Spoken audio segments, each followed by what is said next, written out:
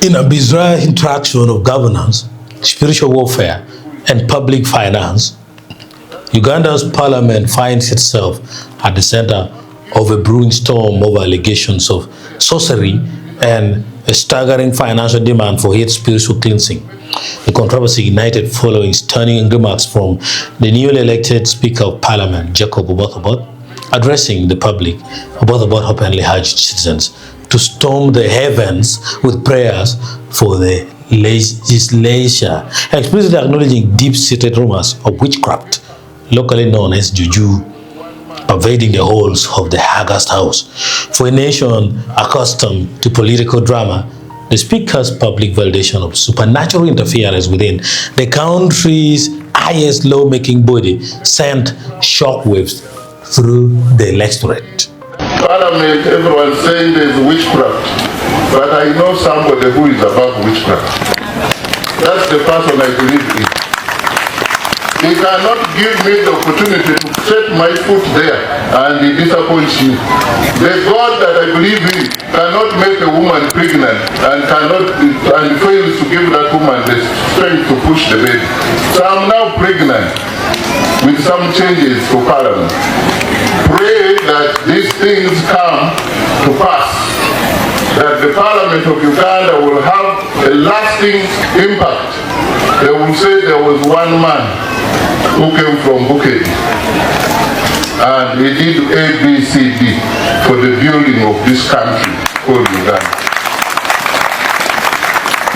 Whether they will take witchcraft, whether they are for Mindi, that is nonsense in Jesus' name. And some of them who are involved in witchcraft, they would rather stop. Because I believe God is the one who takes vengeance on my side. If you continue, those who have tried, they have failed, and failed miserably. From Parliament, it should not be Tororo, again, or Bakenyi, anywhere, that they are talking about corruption in this street, or giving of jobs, you buy. Really, because that's what I'm fixing at the other side. So we want a clean background this way. And we cannot effectively do that work at the national level without doing it from our districts. We believe we are going to achieve a lot of things. Even me, I'm expectant. I want to see road stomach.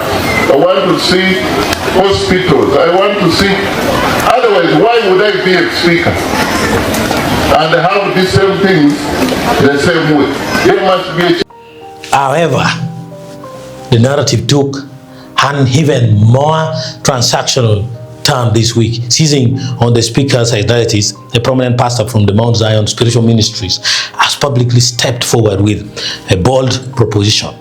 The cleric claims he possesses the spiritual authority to completely deliver and exercise Parliament of all dark forces and political sorcery. The catch, a hefty invoice of 1 billion Ugandan shillings sourced directly from the Parliament budget. The pastor's audience's demand has sparked fierce debate across social media, radio talk shows, and the streets of Kampala. While some deeply religious citizens argue that a spiritual crisis requires a spiritual solution, a growing demographic of taxpayers views the development with deep cynicism. How many people are following Uganda now? I love Uganda where it has reached. How many people had Oboth? He says he doesn't sleep. They are chasing him in the night. Every night he's sleeping. We just come and they chase him. He came public. He should carry that money and give it to me. I am a chief witch. You are not clapping hands. I am what? Somebody who knows about Oboth. You don't know him. Record me. I didn't call you to know about Oboth. Oboth, wherever you are. The Lord has anointed me. I can deliver parliament for you. If you can also call me part of the money that is in the parliament. Glory. Hey! Yes. Let him just carry 1 billion. We'll be there. We'll be there. We'll be there. For many, the spectacle of a religious leader commodifying deliverance for a cool billion shillings, especially against the backdrop of an institution already under scrutiny for high expenditure, represents a tipping point. Critics argue that the commodification of faith by charismatic figures is driving quite exodus from organized religion.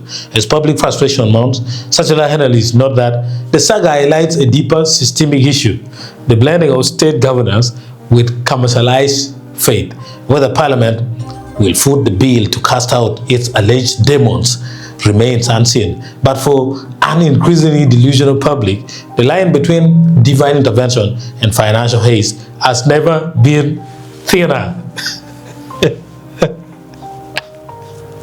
Uganda Parliament.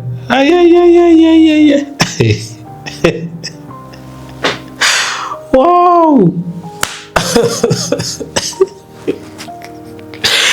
Oh. Nice time, guys.